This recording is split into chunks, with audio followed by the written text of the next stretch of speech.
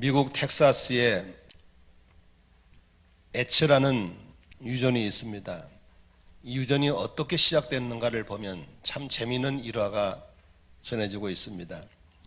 1930년대에 전 세계가 대공황에 빠져서 경제 불황에 빠졌습니다.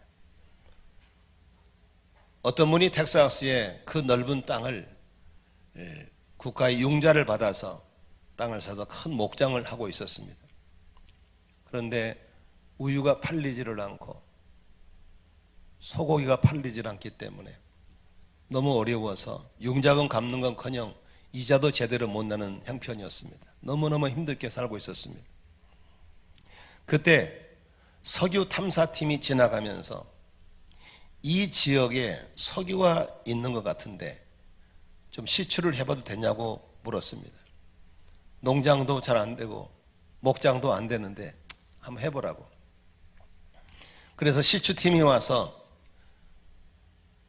밑으로 1115피트 약 340m를 파고 들어갔더니 석유 원유가 쏟아져 나오는 겁니다. 하루에 8만 배럴씩 나옵니다. 좀 더 들어갔더니 하루에 12만 5천 배럴이 쏟아져 나오는 겁니다. 지금 시가로 말하면 하루에 수십억 원씩의 석유가 쏟아져 나오는 역사가 일어나서 일억 부자가 됐습니다. 우리가 생각하면 그 사람 참 봉잡았네 이렇게 말할 수 있겠죠. 한편을 생각하면 그렇게 자기가 사는 땅 밑에 어마어마한 축복이 들어있는데 불구하고 몰랐기 때문에 쫄쫄 굶고 있고 이자도 못 내고 언급도 못 하고 있던 지날 생각하면 억울할 수 있죠. 여러분, 이런 일들은 그 집에만 있는 것이 아니고 우리 인생사에도 얼마나 많은 비일비재한지 모르겠습니다. 특히 저는 목회를 하면서 하나님의 은혜를 받으면서 하나님의 은혜 안에 성도들의 삶 안에 이런 어마어마한 하나님의 축복과 역사가 담기는 불구하고 모르기 때문에, 무지하기 때문에, 귀가 닫혀 있기 때문에 그렇게 거지처럼 사는 사람이 의외로 많다고 하는 것입니다. 저는 지난주에 제 설교를 들으면서 성령님의 강림하심의 이전, 비포와 애프터를 보면서 내 삶을 좀 예를 들어서 말씀을 드렸습니다. 물론 성도들의 신앙을 직접적으로 터치하기 때문에 듣기에 불편한 거 있었겠지만 저는 정말 내 속에서 우러나는 말이었어요. 하나님의 은혜를 받으면, 성령의 은혜를 받으면 그 이후의 삶이 얼마나 달라지는 사실을 좀 저를 봤으면 좋겠는데 저희 이전을 모르잖아요. 그러니까 실감 있게 안 들으시더라고. 그러나 저의 성령 이전에 저를 아는 사람은 저를 볼 때마다 입을 못 다뭅니다. 세상에 자네가 이럴 수가 있어. 이렇게 얘기합니다. 나는 여러분들이 하나님의 은혜 안에 들어와서 귀를 열고 성령님의 은혜 안에 들어와서 그렇게 그 밑에 있는 어마어마한 하나님의 축복을 발견해서 그걸 패내서 누리고 나눠주는 아브라함 같은 축복의 통로가 됐으면 좋겠습니다. 아멘이시죠? 이럴 때 아멘 하면 귀가 쫙 열린대요. 아멘. 그런데 오늘 본문은 성령 받은 사람들이 그들을 통해 나타나는 걸 보면서 그 주변에 그 사람들을 보면서 사람들이 뭐라고 조롱하냐면 13절에 이렇게 말합니다. 더러는 조롱하면서 그들이 뭐에 취했다고 그랬어요? 새술에 취하였다. 술에 취하긴 취했는데 우리가 이 마시는 알코올이 아니라 이상한 새술에 취한 것 같다라고 얘기하고 있는 겁니다. 바로 성령님의 은혜를 받은 사람들, 성령의 충만함 받은 사람들 표현할 때 술 취함과 이렇게 비교할 수 있습니다. 에베소 교인들이 바울은 편지 쓸 때 5장 18절에 이렇게 말합니다. 술에 취하지 마십시오. 거기에는 방탕이 따릅니다. 성령의 충만함을 받으십시오. 성령 충만을 받으라고 권면할 때 술 얘기를 하는 겁니다. 왜냐하면 술을 먹으면 술이 나에게 영향을 주거든요. 마찬가지로 성령의 충만함을 받은 성령님이 나의 삶에 영향을 주거든요. 아멘이시죠? 나는 여러분들이 성령과 무관한 삶을 사는 것이 아니라 성령의 충만한 삶을 살았으면 좋겠습니다. 저희가 교회 30년에 교회 개척했을 때 지하실서 개척했습니다. 교회가 지하실에 있으면 성도들도 그런 경제적인 수준을 가진 분이 옵니다. 대부분 쉐를 삽니다. 대부분의 지하방에 사는 분들입니다. 그런데 월피동으로 이사를 와서 우리 이 땅을 갖고 조그만 건물을 갖게 됐습니다. 그래서 들어온 성도가 누구냐면 자기 집을 가진 성도가 왔어요. 여러분, 목사들의 마음은 성도가 자기 집 있으면 목사가 기분이 좋을 수 있어요. 차를 사면 너무 좋아요. 그래서 유일하게 우리 교회에 자기 집을 가진 성도가 딱 한 명 있었어요. 그러니까 그 집에 자주 모이게 되고 거기서 밥도 먹고 성도들이 자주 교제를 했어요. 그 재미있는 것은 부인은 교회를 나오는데 남편이 교회를 안 나와요. 딸이 둘인데 하나 나와 하나는 안 나와. 근데 재미있는 것은 우리가 바깥 양반 눈치를 보는 게 바깥 양반이 얼마나 재밌냐면 아주 섹시 같아. 전혀 말이 없어요. 칼출근 칼퇴근이에요. 집에 오면 뭐 하냐면 탕을 깨끗하게 쓸어요. 이렇게 깨끗하게 빗자루로 아주 깔끔하게 치고 정리를 딱 완전히 치마만 입은 여자예요. 말씀이 전혀 없으세요. 근데다가 얼마나 숫기가 없는지 목사 가면 얼른 숨어버려요. 저하고 부끄러워서 얘기를 못 하겠대요. 그러니까 그분은 교인들이 가도 한 말도 안 하고 조용하고 청소하고 설거지도 잘하시고 완전히 여자라니까. 돈 잘 버는 여자. 그리고 부끄러움 잘 타는 여자. 근데 이분에게 담배도 안 피워요. 그러니까 몸이 깨끗해요. 담배를 안 피우니까. 근데 술을 가끔 하셔. 근데 이분은 참 재밌는 건 술만 먹으면 완전히 180도 바뀌어요. 첫째, 골목에서 고성망가를 불러 노래를 부르고, 그리고 술을 잡수시면 집이 고잔동에 있는데 월피는 우리 교회가 찾아와요. 좀 심하게 잡sus을 때는. 그리고 그 담대한 배짱으로 저의 집을 눌러요. 막 두드려요. 목사님 계십니까? 오셔가지고 고주할 미주할 뭐 이렇게 말을 많이 했는지 몰라요. 사람이 완전히 바뀌어요. 제정신이 아니고 무슨 기운으로? 술 기운으로. 노래도 하고 농담도 잘하고 전혀 다른 사람이에요. 마찬가지로 성령에 충만하면 전혀 내가 아닌 다른 사람이 나를 통해 나타난 걸 믿으시길 바랍니다. 2장 4절을 볼까요? 성령 충만이 뭐냐고 하냐면 한번 읽어보고 2장 4절 시작. 그들은 모두 성령으로 충만하게 되어서 어떻게 해요? 성령이 시키시는 대로 따라합시다. 성령 충만한 사람은 성령이 시키신 대로 한다. 많은 사람이 신학자가 됐건 부흥사가 됐건 성령 충만을 오해했어요. 성령 충만은 오늘 이 세 번역에서 잘 얘기하고 있죠. 성령이 시키는다는 게 성령 충만이에요. 아멘. 그래서 에스겔 골짜기에 성전 문틈에서 물이 나오는데 흘러나온 물이 발목을 차고 무릎까지 차고 허리까지 차고 가슴까지 차고 다 덮었다. 바로 이건 성령 충만의 계기를 표시하는 거거든요.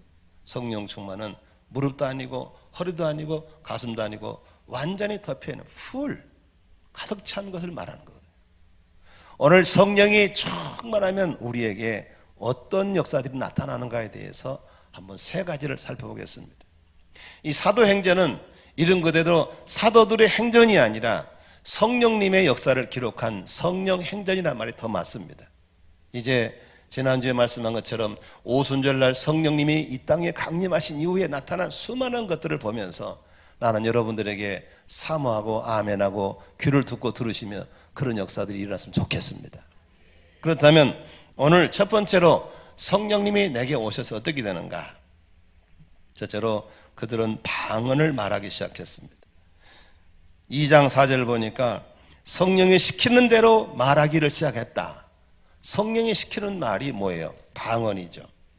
근데 11절에 보니까 사람들이 방언을 말하는 것을 보고 이게 어찌 된 일이요 하면서 그들이 쇠술에 취했다라고 얘기했습니다. 여러분, 내 뇌에서 내 지각에서 나와서 말하는 것은 방언이 아니에요. 나와 뇌와는 전혀 상관없이 성령님이 내 혀를 통해서 말하는 것을, 혀를 완전히 정복하고 지배하는 것을 방언이라고 그래요. 어떤 제하고 3살 많은 선배 형님이 한 분 계신데 그분이 대학을 나오지 못한 채 고등학교 졸업하고 너무 뜨거워서 아프리카로 들어갔어요. 그러니까 겨우 기본적인 언어만 소통하는 사람이 선교로 갔는데 너무 뜨거우니까 막 그때 뜨거워서 그 굴을 파놓고 거기서 막 능력 달라 기도하는 거예요. 그러니까 언어는 안 되지 성령이 충만했지 막 전도하고 싶은 거예요. 그래서 이분이 부족 선교를 들어갔어요. 그래 부족들이 많이 모였더래요. 그런데 떠둥거리는 원고 가지고 영어로 이게 선교를 해서 통역을 들어가는데 이게 도저히 안 돼. 답답해. 못 알아듣고. 그래서 그냥 갑자기 입에서 막 방언이 나와버리더래요. 그냥 에라 모르겠다 막 나온 대로 해버렸대요. 그냥. 근데 놀라운 것은 부족들이 눈물을 뚝뚝 흘리고 다 모여오고 뭔가 알아듣는 같은 느낌이 들더래요. 무슨 말인지 모르지만.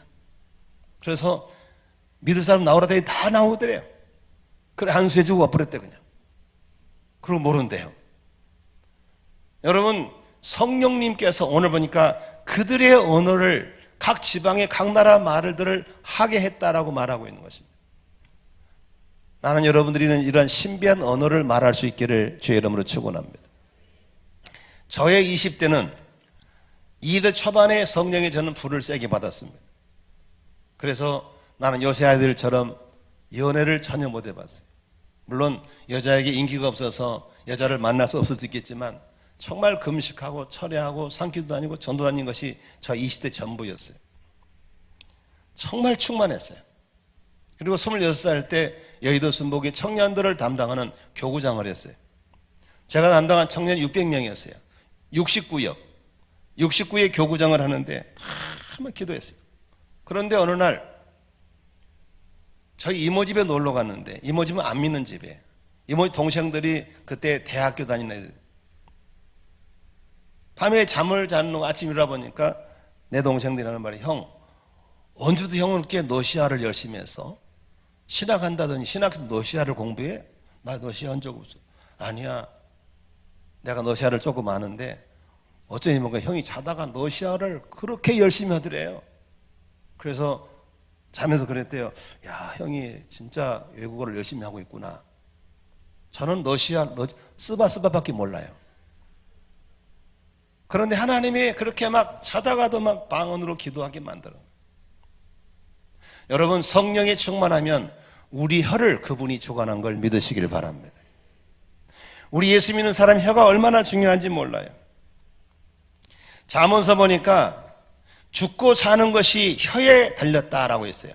혀를 쓰기 좋아하는 사람은 혀의 열매를 먹는다고 그랬어요. 그래서 하나님 우리를 구원할 때도 사람이 마음에 믿어서 입으로 예수를 주라고 시인할 때 구원받는 걸 믿으시면 아멘 하십시다. 그런데 예수를 주라고 아무나 하는 게 아닙니다. 성령이 아니고는 예수를 주라고 믿을 수도 없고 말할 수도 없는 거예요. 성령님이 믿어지게 하고 성령님이 주라고 고백한 걸 믿으시면 아멘 합시다. 예수님을 나의 주님으로 믿으신 분만 하면 아멘 하십시다. 아멘. 그런데 성령이 오셔서 믿어지게 하고 성령이 예수를 주라고 말함으로 우리가 구원받게 하는 거예요. 그래서 정말 성령 충만한 거 아닌가는 그 사람의 언어를 쓰는 것만 알 수 있어요. 그런데요 안타깝게도 우리나라는 성령님이 오셔서 우리 국민들이 혀를 주관하기 전에 마귀가 먼저 와서 우리 국민들의 혀를 다 잡아버렸어요. 각 지방마다 가면 잘 쓰는 욕이 있어요. 저는 전라도 사람이거든요. 전라도 사람이 제일 많이 써요. 야, 이 빌어먹을 놈아. 전 어렸을 때 말끝마다 어른들이 저보고 빌어먹을 놈, 빌어먹을 놈, 빌어먹을 놈.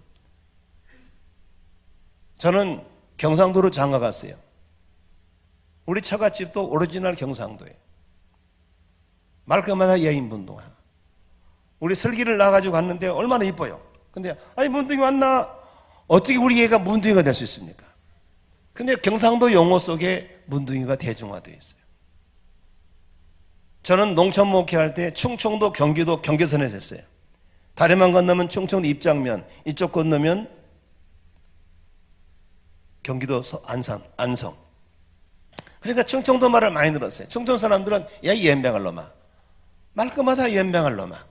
저는 경기도도 지금 거의 50년 살았어요. 이제 경기도 사람이 있죠. 경기도 원주민들이 주로 쓴 말이 무슨 소리인지 아세요? 야, 이 나가 죽을 놈아. 이 지방마다 그렇게 특색이 있는 저주스러운 말이 국민을 다 잡았어요. 그래서 알아봤더니 145대 나가가지고 제일 많이 나가서 죽고 안 들어온 데가 경기도고, 연병으로 제일 많이 죽은 데가 충청도고, 문둥이로 제일 많이 걸린 데가 경상도고, 나가 빌어먹고 못 산 사람이 제일 많은 게 전라도고. 왜 그럴까요? 사탄의 저주가 국민들의 입을 뺏어버려요. 우리나라 국민들이 지금도 잘 쓰는 말이 있죠. 뭐예요? 죽겠다는 거예요. 모든 말끝마다 더워 죽겠다, 추워 죽겠다, 배가 고파 죽겠다, 배가 불러 죽겠다, 우수하 죽겠다. 왜 우수 죽겠다는 말은 모든 언어마다 다 뺏겨버렸어요. 이 언어를 찾아와야 될 줄로 믿으시면 아멘 합시다.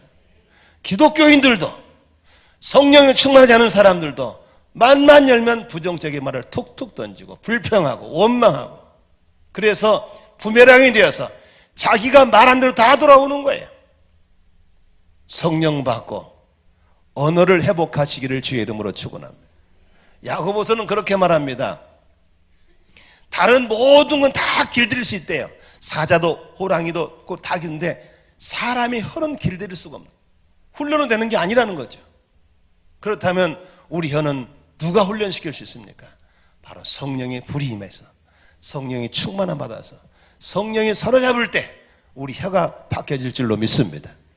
그러므로 성령 충만해서 이제 언어가 바뀌어지기를 주의 이름으로 축원합니다.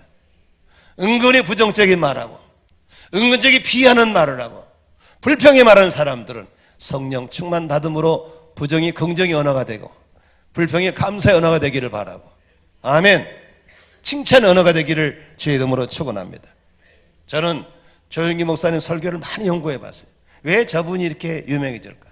근데 그분이 설교를 딱 뜯어서 이렇게 구어체를 옮겨보면요, 특징이 한 가지 있어요.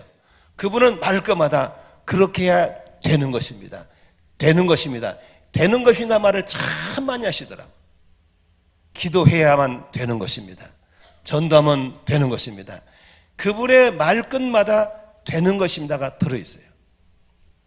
나는 여러분들의 언어 속에 이런 긍정의 언어로 바뀌어지기를 주의 이름으로 축원합니다. 나는 할 수 있어. 한번 해볼 거야. 해내고 말 거야. 해낼 수 있어. 이런 긍정의 언어가 여러분의 언어가 될 수 있도록 성령의 은혜를 입기를 주의 이름으로 축원합니다. 기도도 마찬가지입니다. 나의 병을 치유하여 주시옵소서. 내 병은 치유될 줄로 믿습니다. 나의 병이 치유될지어다. 나의 병은 치유되었습니다. 나의 병을 치유하시니 감사합니다. 이런 긍정의 언어로 기도하고 나아가시기를 바랍니다. 천국의 언어를 써야 됩니다. 고맙습니다. 미안합니다. 감사합니다. 사랑합니다. 이런 언어가 여러분의 일상의 언어가 되기를 바랍니다. 그런데 언어는 노력이 되는 게 아니에요. 왜냐하면 속에 들은 게 나오기 때문에 내숭 떨다가 순간에 또 나올 수가 있어요. 속을 바꿔야 돼요. 성령의 충만함으로 내면이 바뀌어질 때 이게 나오게 되는 걸 믿으시기 바랍니다. 모세가 12정탐꾼을 모아서 가나안 땅을 정탐하게 만들었습니다. 40여간 정탐하고 가서 12명과 10명은 다 하나님이 예비한 땅을 보고 와서 어떻게 했습니까? 악평했습니다. 왜? 눈이 가려버리니까, 귀가 가리니까 악평할 수밖에 없는 거죠. 그러나 여호수아 갈렙만은 하나님의 예비한 땅을 믿음의 눈으로 보고 호평하게 된 걸 믿으시기 바랍니다. 그런데 재미있는 것은 하나님은 그들이 말한 대로, 악평한 사람은 악평대로 모두 다 못 들어가고 광야에 다 죽었습니다. 호평한 사람은 그들이 호평한 대로 그 땅에 들어가서 통치하고 다스리고 지배하고 하나님 나라를 세우게 된 것을 믿으시기를 바랍니다. 지금 우리는 마지막 때를 살아가고 있습니다.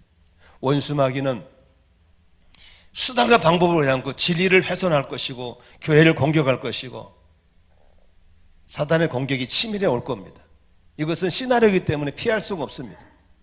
이럴 때일수록 우리는 세상과 단절된 가운데 시대를 분별하고 시대를 감당하기 위해서 성령 충만받고 우리 언어를 회복하시기를 주의 이름으로 축원합니다.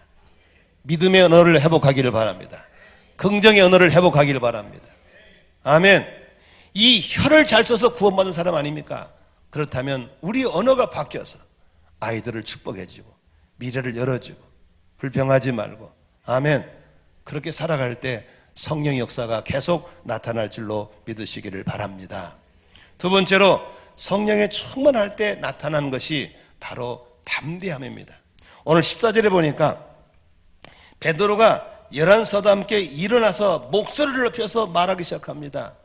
이 베드로가 누굽니까? 베드로는 예수님의 수제자였어요. 그가 예수를 3년만 동안 동고동락했지만 그 선생님이 재판을 받고 매를 맞고 비참하게 죽는 걸 봤어요. 무덤에 갇힌 걸 봤어요. 그때 그에게 찾아온 게 뭐예요? 두려움이에요. 죽을까에 대한 두려움, 매 맞는 두려움, 감옥 갇히는 두려움이 찾아온 거예요. 그래서 자신의 신변이 위험하다고, 예수를 모른다고, 저주코 모른다고, 절대로 모른다고 부인했던 사람이 바로 베드로였습니다. 도마라는 사람은 예수의 부활을 내가 직접 만져보지 않고 믿지 않겠다고 의심한 사람이 도마였습니다. 나머지 예수의 제자를 다 숨어서 골방에 숨어서 죽을까봐 두려워 떠는 사람들이 이 사람들이었어요. 그런데 그들이 성령의 세소를 마시고 어떻게 됐습니까? 그 두려움이 사라져버리고 불안이 사라져버리고 담대하게 된 걸 믿으시면 아멘 하십시다. 골방에 있는 그들이 예루살렘 광장에 뛰어나왔고 골방에 숨었던 그들이 광장의 높은 데 서서 모든 사람의 보는 앞에서 그들이 말한 예수를 전하고 있는 걸 믿으시기 바랍니다. 여러분, 어떻게 무슨 교육을 받았길래 무슨 라이센스를 땄길래 그렇게 담대해질 수 있을까요? 아니에요.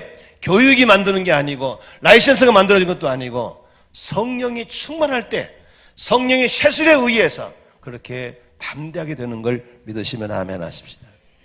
아멘.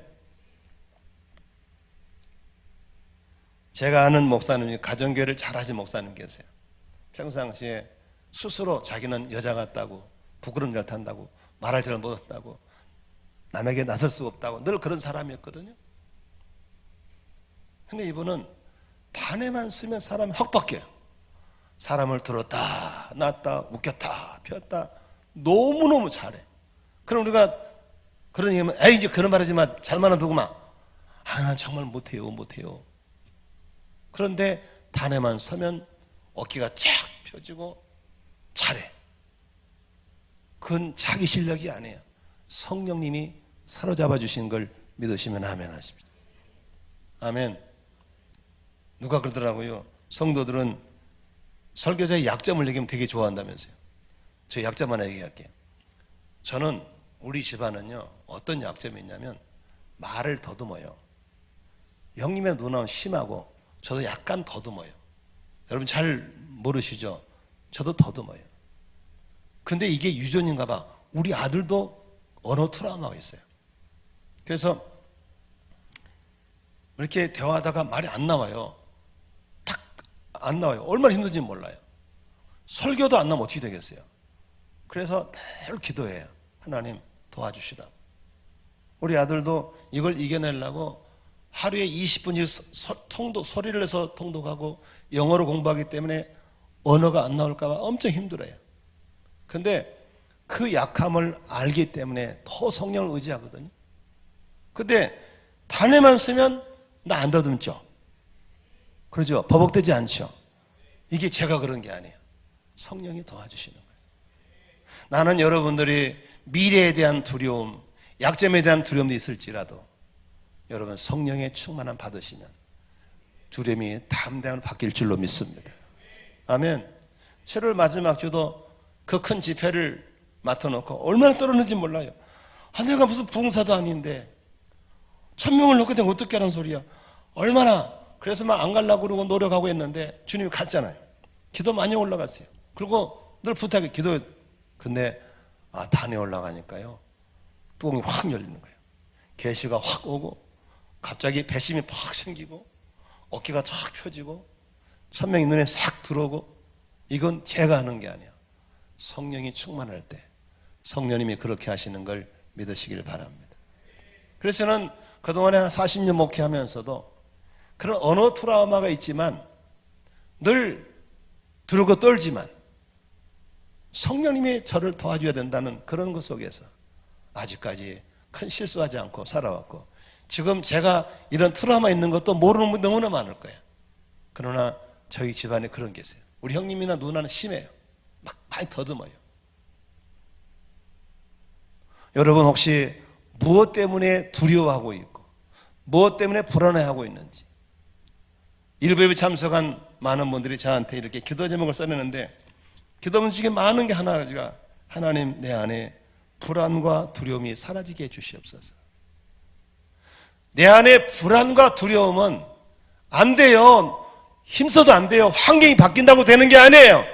성령이 충만하면, 성령이 쇠술에 취하면 성령님이 그렇게 만들어질 줄로 믿습니다. 그렇게 여자 같은 분이 말도 못하고 목사님 부끄러워 숨어있던 양반이 한 잔 먹으면 그렇게 고성방가 노래할 줄도 알고 찾아올 줄도 알고 고주할 미주를 다 얘기할 수 있게 되는 것은 바로 성령의 충만한 쇠술에 취할 때 가능한 걸 믿으시기를 바랍니다. 세 번째로 성령의 충만함은 나타난 게 무엇입니까? 가장 중요한 건 기쁨입니다. 술만 먹으면 노래가 나오고 술만 놓으면 웃음이 나오고, 이건 내 힘이 아니고 술의 힘이거든요. 또 이렇게 하니까 그러더라고, 목사님 술을 언제 먹어봤냐고. 나 먹어봤어요, 옛날에. 저도 은혜 받기 전에 군대에 있을 때 술 많이 먹어봤어요. 그런데 술 기운으로 박장대소하는 건, 술 깨면 사라져요. 속 쓰리고 아프고 머리 띵하고 안 좋아요. 그런데 성령이 충만에 찾아오는 기쁨은 하늘이 내리는 기쁨인 걸 믿으시기를 바랍니다. 초대교회 성도들은 환경이 주는 기쁨이 아니에요. 조건이 주는 기쁨이 아니에요. 바로 하늘이 준 기쁨으로 살아갔어요. 사도행전 8장에 보면은 성령의 역사가 그 성 안에 막 일어나요. 귀신이 떠나가고 병이 고침받고 그래요. 그때 8장 8절에 뭐라고 써있냐면, 그래서 그 성읍에는 큰 기쁨이 넘쳤다.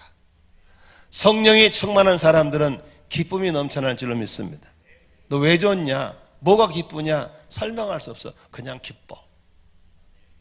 수가성 우물가에 있는 사마리아 여인은 기쁨의 삶, 만족의 삶을 살기 위해서 돈 많은 남자, 권력 있는 남자, 잘생긴 남자, 공 많은 남자, 남편을 6명째 바꿔봤지만 그는 여전히 목마른 삶이었어요. 그런데 예수님 만나서 관계가 회복되고 하나님과 회복되고 성령 은혜 받았을 때 예수님 뭐라 하는지 아세요? 뱃속에서 생수의 강이 흐르는, 할렐루야, 생수의 강이 흐르는 기쁨과 만족이 있을 거라고 그랬어요. 그 여인은 은혜를 받자마자 물동이를 벌어두고 동네에 들어가서 예수님을 전하고 복음을 전하게 된 걸 믿으시면 아멘 하십니다. 나는 여러분에게 세상에서 캐콘도 보고 뭐 노래방도 가보고 이것저것 게임도 해보고 그 잡기들을 통해서 주시는 그 작은 기쁨보다도 성령의 쇠술에 취한 기쁨으로 살아갈 수 있기를 바랍니다. 평화가 넘쳐나고 기쁨이 넘쳐나고 감사가 넘쳐난 것은 바로 우리 그리스도인들이 주는 특별한 축복인 걸 믿으시길 바랍니다. 바울 사도가 데살로 교인들에게 편지를 쓸 때 이런 말을 씁니다. 5장 10절 여러분 잘 아시죠? 항상 기뻐하십시오. 끊임없이 기도하십시오. 모든 일에 감사하십시오. 여기까지는 다 아시죠? 한번 다시 해볼까요? 항상 기뻐하십시오. 끊임없이 기도하십시오. 모든 일에 감사하십시오. 이것이 그리스도에서 여러분이 바라는 하나님의 뜻이라고 그랬어요. 여기까지는 다 알아요. 그런데 중요한 건 그 다음 절을 다 놓쳐버려요. 그 다음 절 따라 보실래요? 성령을 소멸하지 마십시오. 그렇습니다. 내게 받은 성령님의 은혜를 소멸하지 않고 성령 충만할 때 기뻐할 수 있고 감사할 수 있고 기도할 수 있는 거예요. 아멘. 크리스천의 삶은 내가 인위적으로 정신적으로 감사하고 기뻐하는 게 아니에요.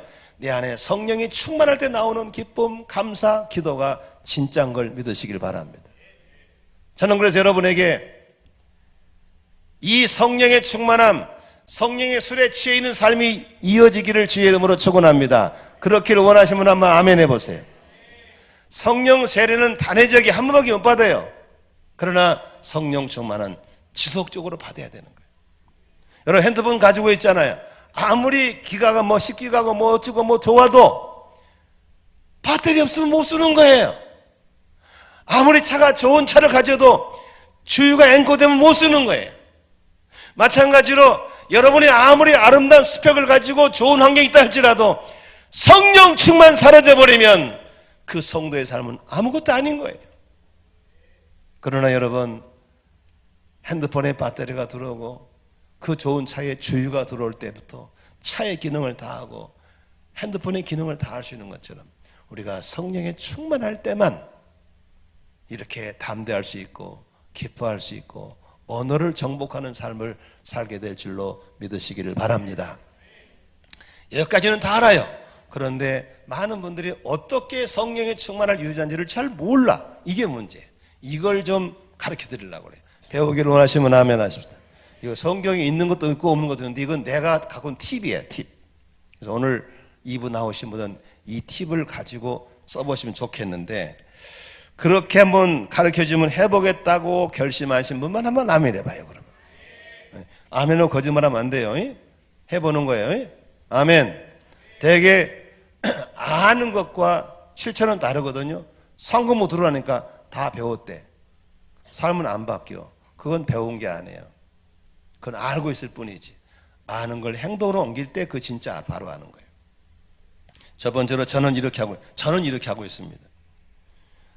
날마다 성령 충만께서 저는 매일 소리의 찬송을 부릅니다. 찬송을 불러요. 하루에 7곡 이상 부릅니다. 그걸 또 안정하니까 안 되겠더라고. 그래서 새벽기도 나와서 2곡 부르고 내 방에 가서 또 5곡을 부릅니다. 소리로도 불러요.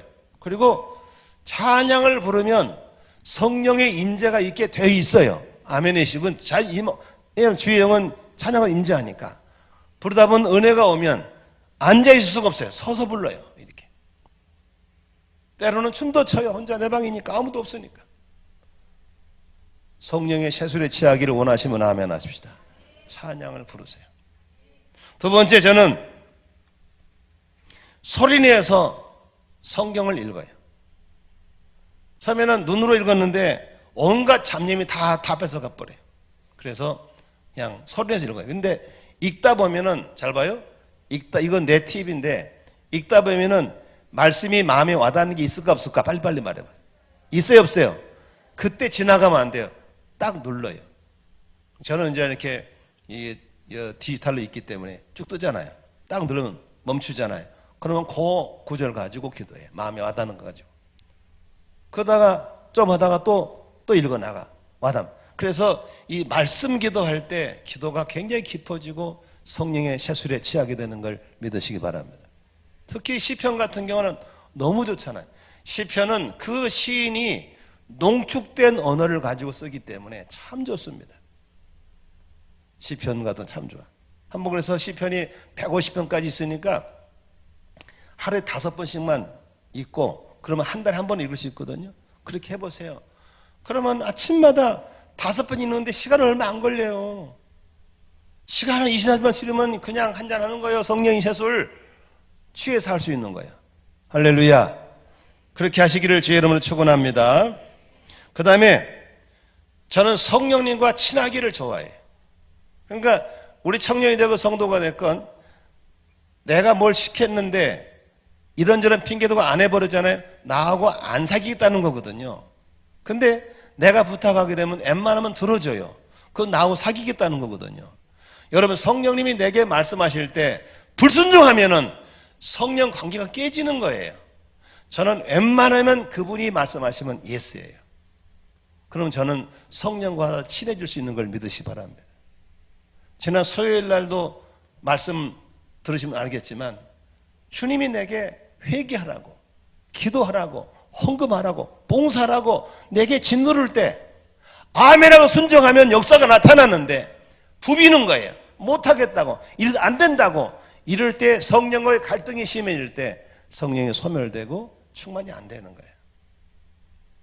성령님 우리 형편과 처지를 너무나 잘 아시기 때문에 그분이 말씀하시면 아멘하면 역사가 일어날 줄로 믿습니다.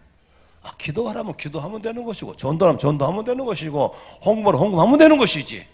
그럼 주님이 나를 통해서 흘러나가고 역사가 터질 줄로 믿습니다. 아멘. 그 다음에 마지막 저가가 노하우인데요. 성령님은 거룩한 영이시기 때문에 죄를 조심해야 됩니다. 죄가 들어오고 죄가 머물러 있으면 성령의 역사를 하지 않습니다. 그러므로 여러분, 죄가 내게 들어온 통로를 조심해야 돼요. 좀 무식한 말로 할게요. 모든 구멍을 다 막아야 돼요. 눈구멍 조심해요. 콧구멍, 귓구멍, 입구멍 다.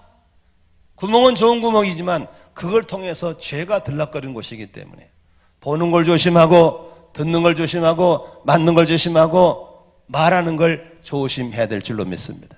아멘. 제가 아는 목사님 가운데서 후천성 맹인이 있어요. 약간은 보이는데 힘이에요. 요새는 의술이 발달해가지고 수술하면 볼 수 있대요. 누가 돈을 대서 수술하자니까 단호하게 노해요. 아니 왜 그러냐니까, 나는 눈은 없지만 훨씬 유익이 많다는 거예요. 왜? 죄를 보지 않기 때문에. 우리는 그동안에 성령과 함께 살면서 너무나 아무거나 보고 다니고 아무거나 듣고 다니고 아무거나 말하고 다니기 때문에 엉망진창이 돼버려요. 특히 청년들 조심하셔야 돼요. 피 끓는 젊음 속에서 죄가 들럭거리지 않도록 늘 깨어있고 조심하고 경계해야 될 줄로 믿습니다. 아멘. 유튜브 조심하셔야 됩니다. 이불 속에서 보는 것 조심하셔야 됩니다. 듣는 것 조심하셔야 됩니다. 좀 안 좋은 자리는 안 가는 게 좋을 줄로 믿습니다. 아멘. 그래서 언제나 죄를 경계하고 성령에 순종하고 늘 성령의 은혜를 기도와 찬송과 말씀으로 공급받을 때 항상 충만해서 거나하게 취해서 성령의 능력으로 언어를 정복하고 성령의 능력으로 담대해지고 성령의 능력으로 기쁨 충만하게 사는 이 시대를 감당해내는 성도의 삶이 되시기를 주의 이름으로 축원합니다. 기도하겠습니다.